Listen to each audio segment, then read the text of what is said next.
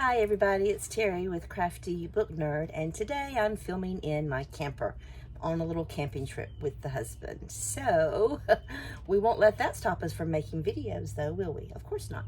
I don't have my little wooden blocks like I always do that say CBN for Crafty Book Nerd, but I do have a quote of the day, and today's quote says, "Be the color to someone's gray." So I am so excited today to talk about and wrap up series September.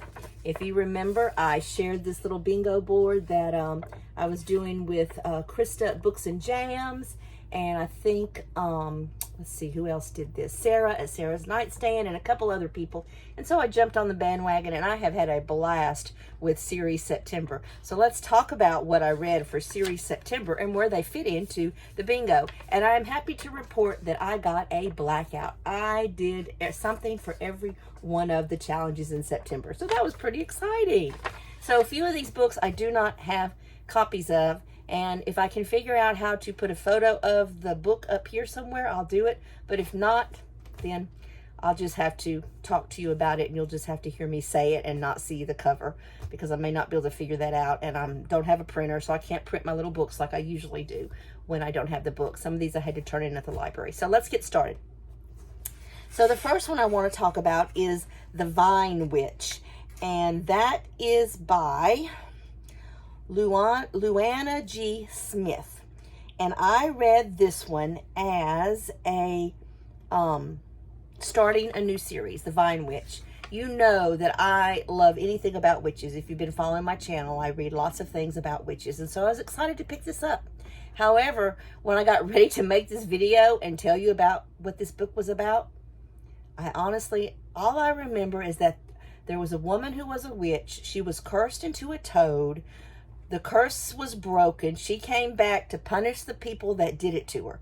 That's about all I remember. I almost DNF'd it, but I hate DNF in books, so I kept reading it. I only gave it a 2-star. It just wasn't that good, and I was very disappointed, and I do not think I will continue with this series. But that's going to take care of the book that I start a new book. So I did that one for that.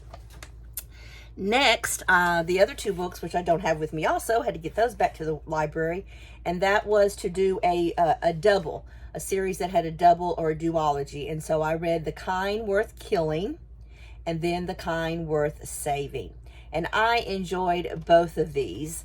I gave both of these 4 stars. In The Kind Worth Killing, and I do want to mention that you do not actually have to read these in order.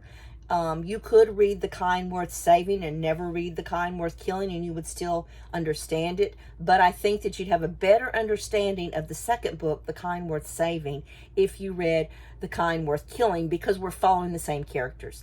So, in The Kind Worth Killing, 2 strangers meet in an airport, and they happen to be on the same flight, and they drink too much while they're waiting for their flight, and they start to share some secrets.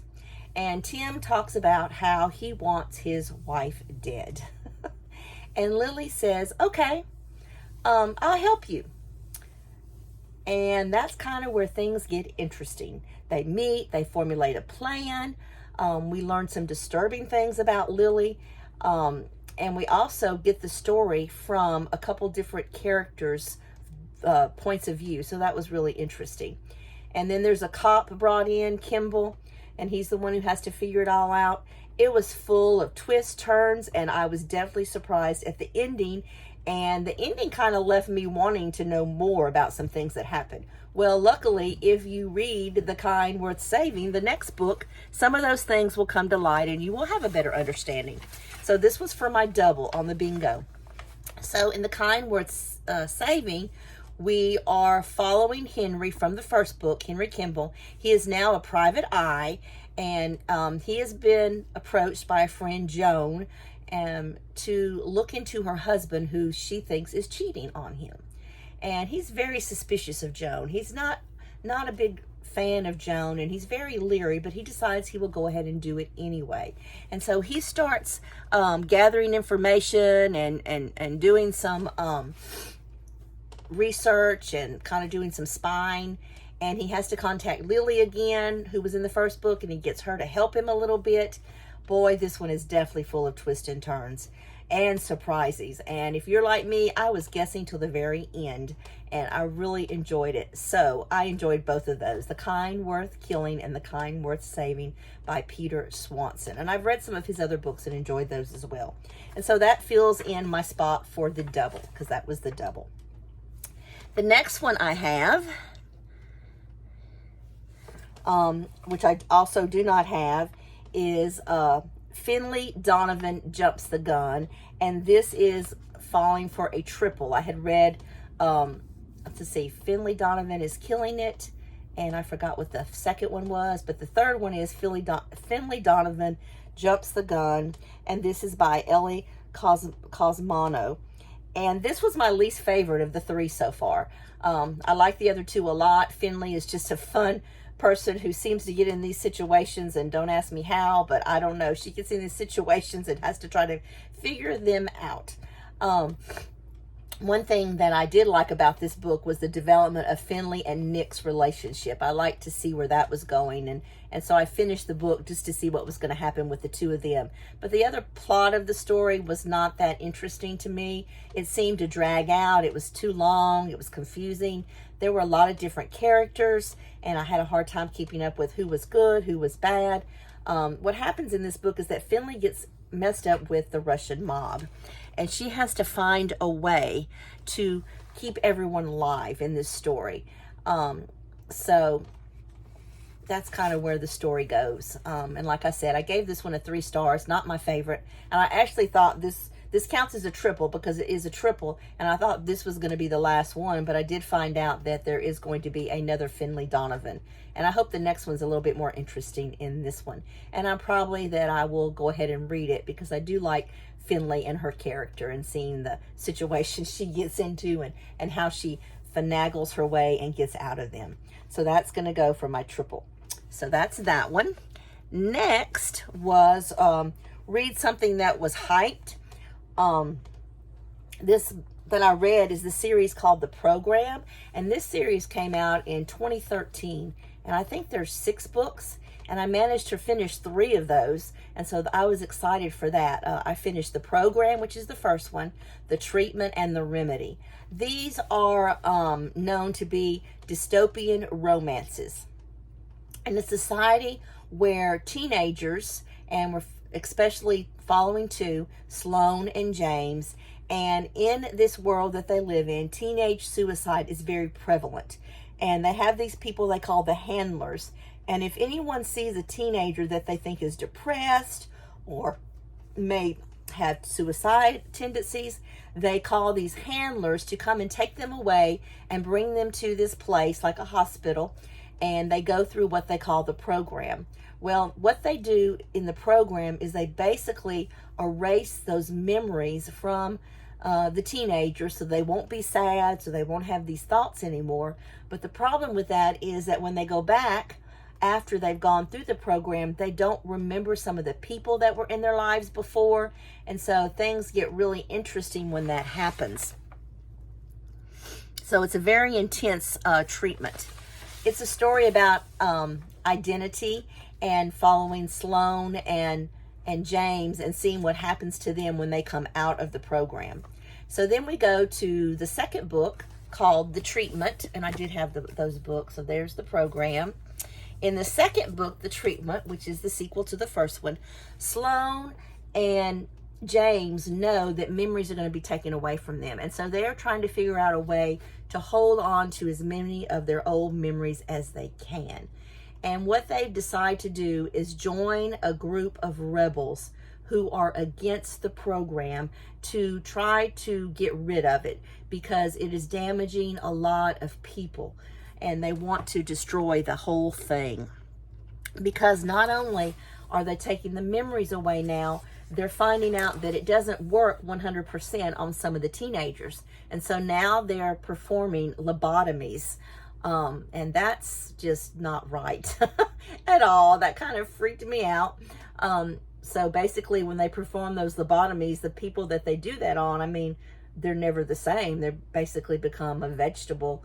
And Sloane and James want to keep that from happening to other people, and they're even afraid it could happen to them.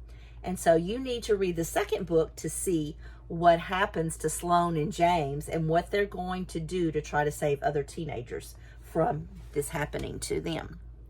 And then book 3 is The Remedy.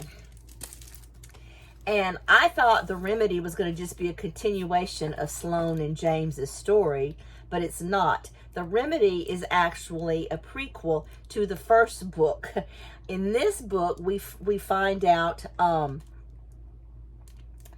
what happened to make the program exist. We're following Quentin, who from the time of 7 years old has been what they call a closer. And a closer's job is to help grieving families who have lost a child from the ages of 15 to 20. And Quentin has this ability to kind of look like other people. She studies videos of them so that she can mimic their voice, their facial expressions, how they dress, how they have their hair. And she goes in and spends between 3 days to 7 days with this family so that they can have closure. And that's what Quentin's job is. But she's not supposed to become too attached. Well, in this book, in the family that she's with, she becomes very attached. She falls for the mom and dad. She feels for the sister. And she even starts falling for the boyfriend of the person that she is the closer for that has died. And so the people that run the program begin to get very concerned with what's going on with her, because she gets to the point where she doesn't know, is this what happened in the dead person's life or is this what happened in my life? This was really good. I really enjoyed following her story. And then towards the end, you are hit with a big surprise. At least it was a big surprise to me that I did not see coming. And I'm not going to spoil it for you and tell you what happens, but you need to read it. And I think there are 3 other books in this series, and I will complete this series. Really enjoying it. I gave all 3 of these that I've read so far 4 stars. Gave each of those 4 stars. And so that's going to count as my triple books, and it's also going to count as my hyped books. So far I've started one, I've done a double, I've done a new to me, a hyped, and a triple. And also this could count as an old one because this was from 2013. So let's move on. Next is one which is also is a prequel to the Ark of the Scythe by Neil Shusterman. And y'all, Ark of the Scythe, those 3 books were probably one of my favorite all-time series. Absolutely loved it. So when I saw Gleanings come out, which is stories from Ark of the Scythe and kind of a prequel to what happened before that world began, I knew that I had to get my hands on it and purchase this one for my collection. So this is going to count as a finished series also, because I will have finished this whole series. I was a little disappointed in it. I gave it a 4 star, but the reason I was disappointed is because what this book does is it gives you short little stories with glimpses into the characters of who they were before they became what they were in the series, how they got to that point, and then we're also introduced to some new people. I did enjoy learning about Corey and Goddard, who were 2 of the Scythes that are mentioned in the series. So it wasn't a continuous book. It was just like each chapter was another story about someone else. And I did enjoy it, and I did give it 4 stars, but it wasn't quite what I was expecting. And so that was one of the series that I was also able to finish. The next book was one that was recommended to me, someone that I've watched on YouTube quite frequently, and she just goes on and on about this book, and that's The Strange Case of the Alchemist's Daughter by Theodora Goss. And this is the cover of it. And I don't think I would have picked it up, but I did, and I'm glad I did. I did enjoy it. I can't remember if I gave it a 4 or 5 stars, maybe 4.5, but on Goodreads, you know. So I might round it up to 5 because it was good. It was different. It takes place in 1890s in London, and there is a murderer going around, and he is killing women in the city, and he's taking pieces of them. Like he might take an arm or a leg or a head or the brain. He's taking pieces of these women. Well, during all this going on, we meet Mary Jekyll, who happens to be the daughter of Dr. Jekyll. We all know who Dr. Jekyll is. And she's trying to get her father's affairs in order. And she's very curious about what happened in her father's past. And so she starts doing some digging. And one of the things that she finds, and what happens is she is led to Diana Hyde, who is the daughter of Mr. Hyde. And so she meets up with her, and then she has the help of Sherlock Holmes and his assistant, Dr. Watson. And along the way, she makes some other friends, one who happens to be Justine Frankenstein. So she meets some other women who also have fathers that were famous scientists. And they form a group, a secret society, not really secret, they form a group called the Athena Club. And so they start digging into the father's past and start to discover things that is very upsetting to them. And all of the ladies in the story are down on their luck. They all need money. And so they decide that they will write a book, which is this book that they wrote, The Strange Case of the Alchemist's Daughter, and what they find out about their fathers. And so they choose Catherine, one of the ladies, to write the book. And so the way the story is told is that you're reading along the story that Catherine is telling of what happened, the events that happened in their research and everything. And then every now and then, in the middle of reading it, let's see if I can find, you will start getting some blurbs from the different characters. For example, let's see. Let me find one here. So you're reading, and you read the sentence and you finish it, and then it indents, and then you see where Justine says something. I felt that too. The circus had been my home, and now suddenly I was about to leave it at a moment's notice. And then Catherine says something, and then Justine says something, and then Mrs. Poole says something. So the other people that form the society, they interject during the story that Catherine's writing. So they'll interject little things that give you clues about things that might have happened or going to happen. And then it will just go back to Catherine writing the story again. So I thought that was interesting. I enjoyed the way it was written. So basically it's a story about women and what they're trying to overcome. They were dealt a bad hand by their monstrous fathers, and they want to be better and figure out what they can do about that. I did hear about this, like I said, on BookTube, and the person who recommended it, she went on and on about it, so I definitely had to try it out. So I really did enjoy it. It's a mystery. It was fun to kind of see where it led, and I think that if you read it, you would enjoy it. There is a second one, and I think a third one, and I will probably continue with it because I did enjoy the way this was written and the characters and the storyline. And so that takes care of a recommendation book. So moving along, the next one that I read was actually a middle school book. And this has been on my radar for quite some time, and I tried to get it at the library, and they didn't have it. I don't know if it's because of the copyright of it, but I'm not sure why they didn't have it. All my books are sliding down here in my lap. But anyway, and that is Pages and Company, and the first one is The Book Wonders. And this is a book geared for 8 to 12-year-olds.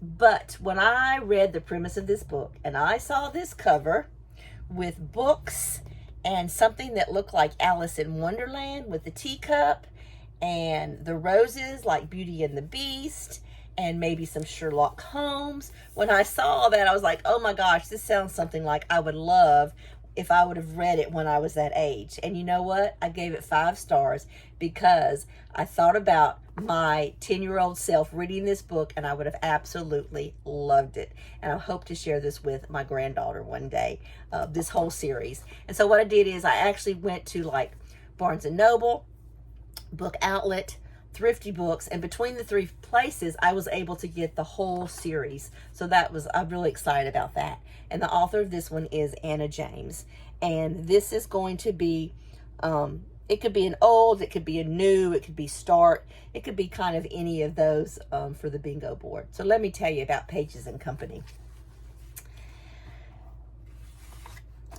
This is about an 11-year-old girl who doesn't know what happened to her mother. She doesn't know who her father is, and she lives with her grandparents, who happen to own a bookstore. Hey, what's not to love about that? Tilly. But Tilly is no ordinary 11-year-old. She begins to see characters from her favorite books appear in the bookstore, and they talk to her. She meets Anne of Green Gables and Alice in Wonderland. And not only can they talk to her, they can take her hand and take her into their story. So cool. So what happens is Tilly learns that she is something called a book wonder. And she has this ability. And so she decides, you know what? I'm going to find out what happened to my mother. So she begins on a journey with different characters from different books to figure out what happened to her mother and go looking for her mother. It was magical. It was whimsy. I just enjoyed it so much. And I can't wait to start the next one. Of course, this was a really fast read for me. Can read this pretty fast, but it was good. I did give it 5 stars. So that pretty much takes care of my whole board. I read Hyped. I started something. I read a double. I read a recommendation. I finished a series. I started a new series. Oh, I forgot Chunky. I'm going to get to that in a minute. I did an old series and a triple. Chunky. Not done yet with Chunky. Chunky is Charm by Tracy Wolff, the 5th book in the Crave series. And I'm almost done with it, so I'm counting it because I've got one more day. Tomorrow's Saturday. I'll finish it tomorrow. So I'm counting Crave and can't wait to start the last one, Cherish. And this will be a 5-star read for me. And so that was my chunky one. So I'm just tickled to death that I had a blackout for my series September. So that was pretty good. Now, I did read a couple other books in September that weren't part of series September. And so I'd like to talk about those now real quick. One of them I don't have with me, and it was my book club book, and that was The Undertaking of Heart and Mercy. And the author, I don't have the book with me. I can't remember who the author is, and I didn't write it down, but you can look it up. So this, like I said, was my book club pick for the month of September. Not a book I would have picked up. It's advertised as more of a romance, but y'all, it was good, and I enjoyed it, and I gave it 4 stars. It's about Marcy, who is an undertaker in her family business. And she's, of course, hoping this will not be her job forever. She wants her brother to take over. And then the other character in the book is Heart, and Heart kills zombies in this fantasy world in which they live. I didn't care for the fantasy world. I really didn't pay much attention to it. I was more concerned with the story of Heart and Mercy and what was going to happen with their relationship. They do not like each other. Heart brings bodies to Mercy to take care of, and they're always ragging each other, and they really don't like each other at all. But they're both very lonely. So one day, Heart sits down and he decides to write a letter to a friend. He doesn't know who the friend is, but he just needs to get his thoughts on paper. And so he starts writing this letter to a friend. Well, guess whose hands the letter to a friend ends up in? You guessed it, Mercy.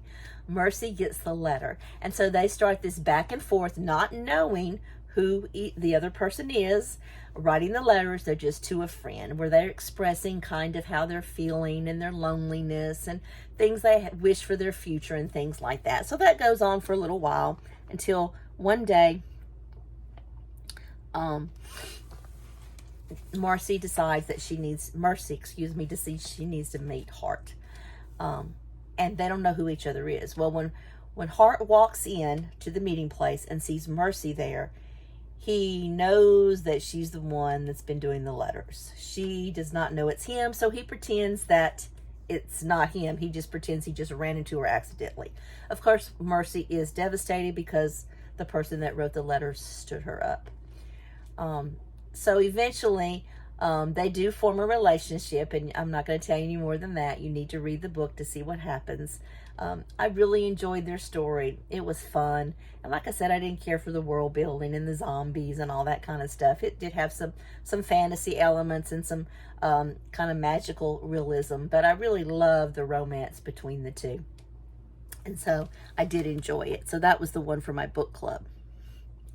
And then one that I have had on hold for the library for quite a while, and that's Riley Sager's The Only One Left. And so I got to get this back tomorrow, so I decided to go ahead and read that one also.